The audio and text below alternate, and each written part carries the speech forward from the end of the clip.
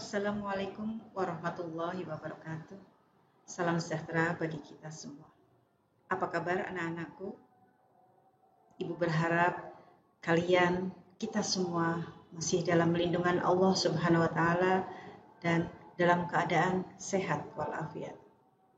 Anak-anakku, pada kesempatan kali ini kita akan belajar bersama-sama mengenai rangkaian arus arah. Apa sih tujuan kita belajar tentang rangkaian arus arah ini? Tentu saja, yang pertama, kalian diharapkan mampu memahami arus listrik dan pengukurannya. Kemudian, kalian dapat menganalisis prinsip kerja peralatan listrik dalam kehidupan sehari-hari.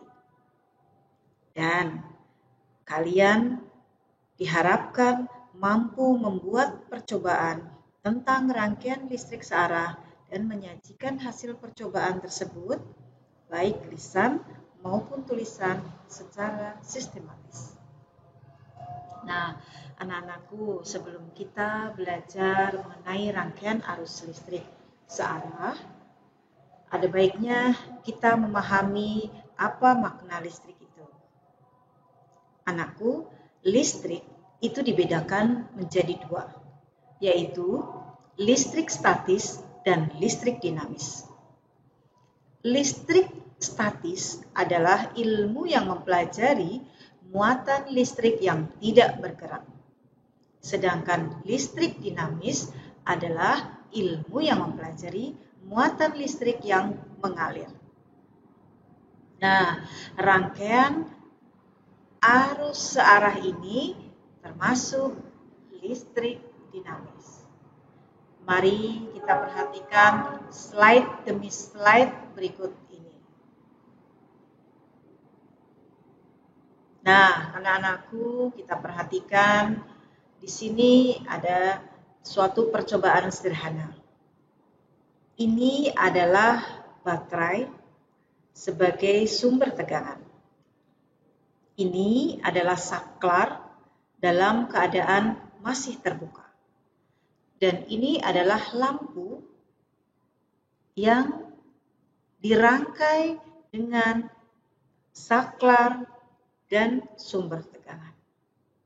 Nah, anak-anak perhatikan, apabila ibu tutup saklar tersebut, apakah yang akan terjadi dengan lampu? Kita klik ya anak-anak.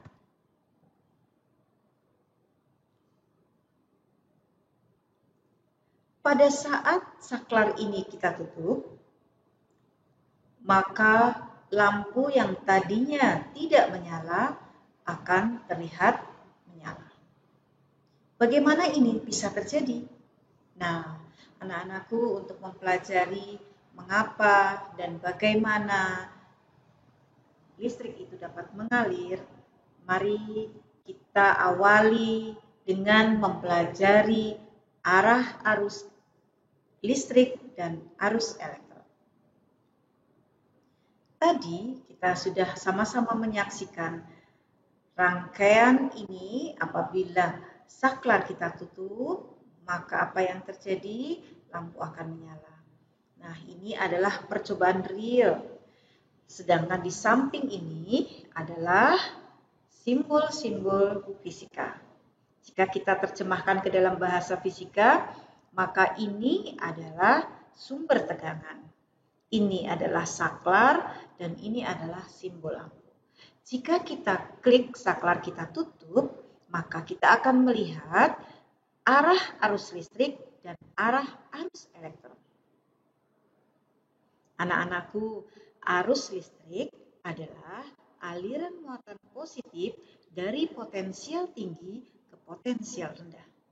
Sedangkan arus elektron adalah aliran elektron dari potensial rendah ke potensial tinggi. Kita sudah tahu makna dari arus listrik dan arus elektron. Sekarang kita pelajari apa sih syarat dari arus listrik itu dapat mengalir dalam sebuah rangkaian. Kita perhatikan, ada dua kondisi. Yang pertama, kondisi rangkaian terbuka. Jelas di sini, pada saat rangkaian terbuka, kita perhatikan lampu ini tidak menyala. Mengapa lampu itu tidak menyala? Nah, sekarang kita lihat pada saat rangkaian dalam kondisi tertutup. Ini kita klik, saklar kita tutup, berarti rangkaian ini dalam keadaan tertutup. Pada saat rangkaian dalam keadaan tertutup, kita saksikan tadi bersama-sama bahwa lampu akan terlihat menyala. Mengapa lampu menyala? Dalam rangkaian apa agar arus listrik dapat mengalir? Jawabnya apa anak-anakku? Tentu saja dalam rangkaian agar arus listrik dapat mengalir, maka rangkaiannya harus tertutup. Jika rangkaian tertutup, maka arus listrik itu dapat mengalir dan arus listrik itu dapat mengalir ke dalam suatu rangkaian dengan ditandai menyalanya lampu. Anak-anakku yang berbahagia, sekarang kita belajar apa itu beda potensial. Sebelum kita belajar beda potensial pada listrik, ini ada ilustrasi beda potensial pada air. Kalau kita mempelajari listrik, tentu saja akan lebih sulit membayangkannya. Tetapi dengan kita analogikan ke dalam air, kita akan mudah mempelajari apa itu beda potensial listrik. Nah, anak-anakku, di sini ada dua buah bejana, bejana A dan bejana B. Di dalam dua buah bejana ini terdapat air yang memiliki ketinggian berbeda. Di bejana A, ketinggian air adalah HA. Sedangkan di bejana B, ketinggian air adalah HB. Kita perhatikan bahwa HA lebih besar dari HB. Oleh sebab itu, maka jelas energi potensial yang dimiliki air pada bejana A akan lebih besar dengan energi potensial pada bejana B. Kenapa demikian? Ingat anak-anak bahwa energi potensial adalah energi yang dimiliki oleh suatu benda karena ketinggiannya. Dan dirumuskan EP atau energi potensial adalah M, massa, kalikan G, percepatan gravitasi, dan kalikan ketinggian. Jadi, energi potensial berbanding lurus dengan ketinggian suatu benda. Jika ketinggiannya tinggi, maka energi potensial itu akan bernilai besar. Maka EPA lebih besar dari EPB karena HA lebih besar dari HB. Jelas ya anak-anak? Nah, sekarang apa yang akan terjadi ketika keran di antara kedua bejana itu dibuka? Kita klik. Jika keran di antara kedua bejana dibuka, akan terlihat bahwa air tersebut akan mengalir dari bejana A ke bejana B. Apakah air yang mengalir dari bejana A ke bejana B sampai air di bejana A habis? Jawabnya adalah apa anak-anakku? Tidak. Pada saat HA sama dengan HB, maka energi potensial di A nilainya sama dengan energi potensial di B, potensial A nilainya sama dengan potensial B, maka terlihat di sini air tidak mengalir lagi. Jadi air itu mengalir pada saat terdapat beda potensial. Nah, anak-anakku, dengan ilustrasi ini kalian bisa belajar bagaimana beda potensial pada listrik. Air dapat mengalir jika ada perbedaan potensial. Ingat ya anak-anak, jadi harus ada perbedaan potensial.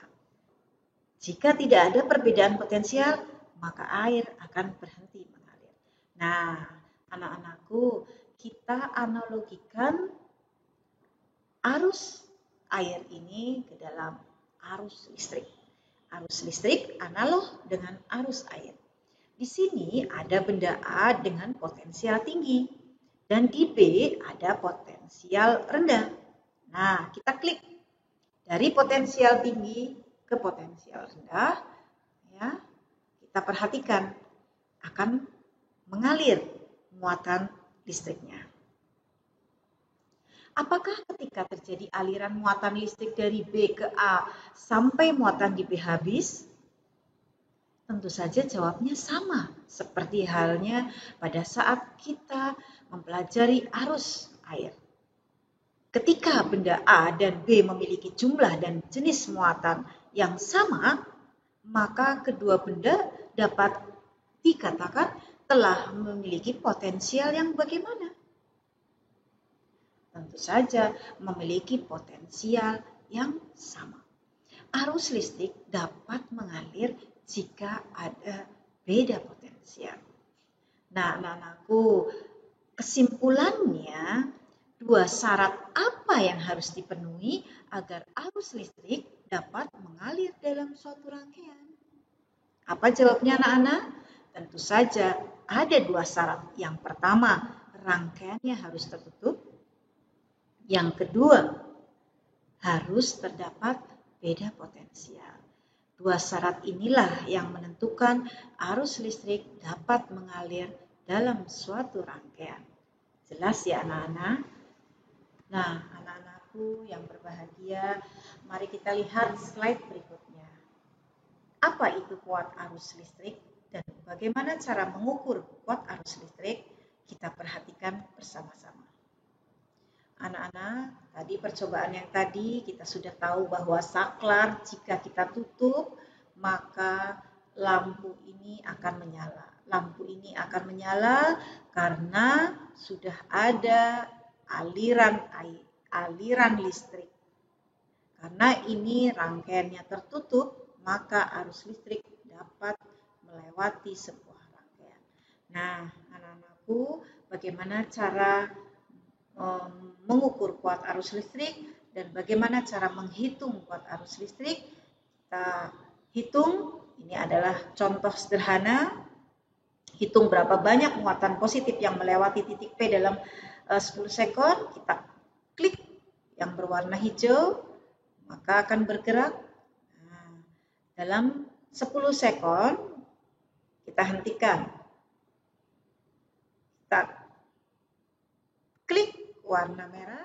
Nah, untuk menghitung berapa banyaknya kuat arus listrik yang melewati dalam suatu rangkaian, anak-anakku, kita bisa menggunakan rumus demikian.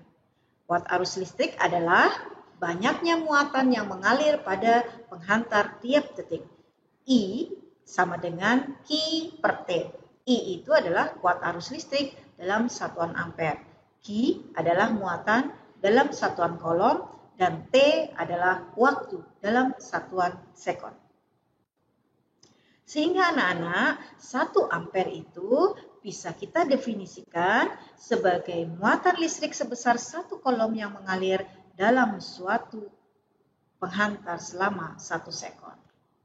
Nah, anak-anak, mari kita lihat satu contoh sederhana.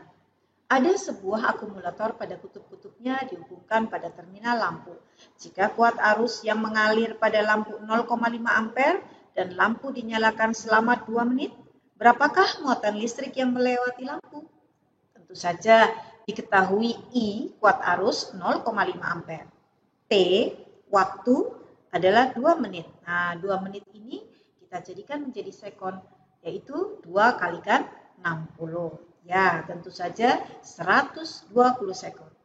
Jadi Q tinggal kita kalikan kuat arus dengan waktunya 0,5 kalikan 120 sekon, maka muatan listrik yang telah melewati lampu tersebut adalah 6 kolom. Mudah bukan anak-anakku? Anak-anakku yang berbahagia, kita perhatikan slide berikutnya, yaitu cara mengukur kuat arus listrik. Ada sebuah alat yang fungsinya untuk mengukur kuat arus listrik. Alat tersebut namanya ampermeter. Nah, ampermeter jika ingin digunakan untuk mengukur sebuah lampu, misalnya dalam suatu rangkaian, kita klik, kita tutup, biar rangkaian ini terbuka, arus mengalir, jarum bergerak. Nah, ini adalah real dari percobaan sederhana dan ini adalah aplikasi ke dalam bahasa fisika. Ampermeter adalah alat yang digunakan untuk mengukur kuat arus listrik. Pemasangan ampermeter dalam rangkaian listrik disusun secara seri. Ingat ya anak-anak, jadi apabila kita mau menggunakan ampermeter, harus dipasang secara seri dengan apa yang akan diukur. Nah, ini lampu, ini simbol lampu, ini ampermeter, ini simbol ampermeter, kita rangkai secara seri, dihubungkan dengan sumber tegangan, dan ditutup saklarnya. Maka kita sudah dapat mengetahui nilai dari kuat arus yang mengalir dari rangkaian tersebut. Nah, bagaimana caranya untuk membaca? Kita perhatikan slide berikutnya. Cara membaca ampermeter adalah kita perhatikan ampermeter tersebut. Pada ampermeter ini terdapat skala maksimum. Ini adalah skala maksimum 100. Kemudian ada jarum penunjuk. Nah, ini adalah skala yang ditunjuk jarum. Kemudian di sini adalah ada batas ukur. Batas ukur ada 10 ampere, 5 ampere, 1 ampere, 100 miliampere. Misalnya kita tadi mengukur sebuah lampu pada suatu rangkaian dengan menggunakan batas ukur 1 ampere. Maka nilai yang terukur rumusnya adalah sama dengan nilai yang ditunjuk jarum dibagi nilai maksimum dikalikan batas ukur. Kita perhatikan ya anak-anak, di sini skala yang ditunjuk jarum adalah 34. Sedangkan batas skala maksimum di sini adalah 100. Dan kita pakai batas ukurnya 1 ampere. Maka nilai yang terukur tadi adalah 34 dibagi 100 kalikan 1 ampere. Sama dengan 0,34 ampere. Sehingga percobaan sederhana tadi kita bisa membaca berapa kuat arus listrik yang mengalir pada lampu di ampermeter, yaitu 0,34 ampere. Anak-anakku yang berbahagia, sekarang kita akan mempelajari apa itu beda potensial listrik. Analogikan beda potensial listrik itu ke dalam beda potensial air terlebih dahulu. Nah, kita klik. Telah kita ketahui bersama, jika kedua posisi air ini sama, ketinggian sama, maka arus air akan berhenti mengalir. Nah, apa yang dapat kita lakukan agar air selalu dapat mengalir dari bejana A ke bejana B? Anak-anakku yang berbahagia, tentunya kita harus pompa air di bejana B, kita pindahkan ke air pada bejana A, sehingga air ini akan terus-menerus mengalir. Dengan mengangkat air dari bejana B dan memasukkannya ke bejana A, maka air yang ada di bejana A selalu memiliki energi lebih tinggi daripada bejana B. Demikian anak-anak, sehingga air ini akan terus-menerus mengalir. Nah, kita analogikan ke dalam beda potensial pada listrik. Sama halnya dengan beda potensial pada air anak-anakku, beda potensial pada listrik, juga kita memerlukan energi untuk memindahkan muatan tadi. Supaya muatan terus-menerus bergerak, maka harus ada energi untuk memindahkan muatan tersebut. Nah, energi yang diperlukan untuk memindahkan muatan listrik tiap satu satuan muatan itulah yang kita sebut dengan beda potensial listrik. Dirumuskan V sama dengan W per Q. V adalah beda potensial dengan satuan volt, W adalah energi dengan satuan joule, dan Q adalah muatan listrik dengan satuan coulomb. Jadi, 1 volt dapat didefinisikan untuk memindahkan muatan listrik sebesar 1 coulomb memerlukan energi sebesar 1 joule. Jelas ya anak-anak? Kita lihat contoh berikut ini. Ini adalah sebuah contoh sederhana. Sebuah baterai memiliki beda potensial sebesar 1,5 volt. Jika baterai digunakan untuk menyalakan lampu, maka sejumlah 50 coulomb muatan listrik yang melewati lampu. Berapakah besar energi yang dikeluarkan baterai?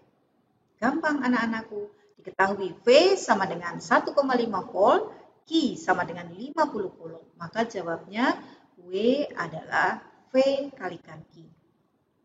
1,5 volt dikalikan 50 coulomb, maka sama dengan 75 joule. Jadi besar energi yang dikeluarkan 75 joule. Mudah bukan? Nah, sekarang bagaimana cara mengukur beda potensial? Ada alat yang namanya voltmeter. Alat ini adalah alat yang digunakan untuk mengukur beda potensial listrik atau tegangan listrik. Pemasangannya, jika tadi ampere meter, jika mau dipakai untuk mengukur rangkaian, maka dipasang secara seri, akan berbeda dengan pemasangan voltmeter. Pemasangan voltmeter dalam rangkaian listrik disusun secara seri. Jadi ini adalah gambar realnya voltmeter, ini lampu yang dihubungkan pada suatu rangkaian ini. Nah, ini adalah simbol dari fisikanya, ini voltmeter, ini lampu, ini saklar, dan ini adalah sumber tegangan. Jadi ingat anak-anak ya, kalau menggunakan ampere meter, itu harus dirangkai seri dengan apa yang mau kita ukur, sedangkan untuk voltmeter, pemasangannya harus secara paralel.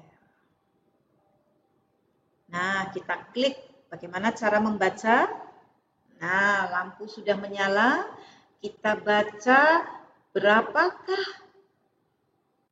tegangan atau beda potensial yang bisa kita baca di voltmeter. Tentu saja rumusnya sama dengan pada saat kita membaca ampere meter. Di sini ada skala yang ditunjuk oleh jarum, kemudian ada skala maksimum, dan ada batas ukur. Misalnya tadi kita mengukur dengan batas ukur 1 volt, maka nilai yang terukur berapa anak-anak? Tadi ingat rumusnya adalah nilai yang terukur sama dengan skala yang ditunjuk jarum dibagi skala maksimum dikalikan batas ukur. Sehingga nilai yang terukur adalah skala yang ditunjuk jarum di sini adalah 40. Kemudian skala maksimumnya di sini adalah 100 dan batas ukur yang kita gunakan adalah 1 volt, maka 40 dibagi 100 dikalikan 1 volt sama dengan 0,4. Jadi anak-anakku, cara membaca voltmeter demikian, sama halnya dengan cara membaca ampere meter. Kiranya materi rangkaian arus arah cukup sekian, mudah-mudahan bermanfaat, tetap semangat, tetap selalu menjaga kesehatan, menggunakan face shield ataupun masker, jaga jarak, dan minum vitamin, makan makanan yang bergizi agar kita tetap dalam keadaan sehat. Wabillahi taufik wal hidayah. Wassalamualaikum warahmatullahi wabarakatuh.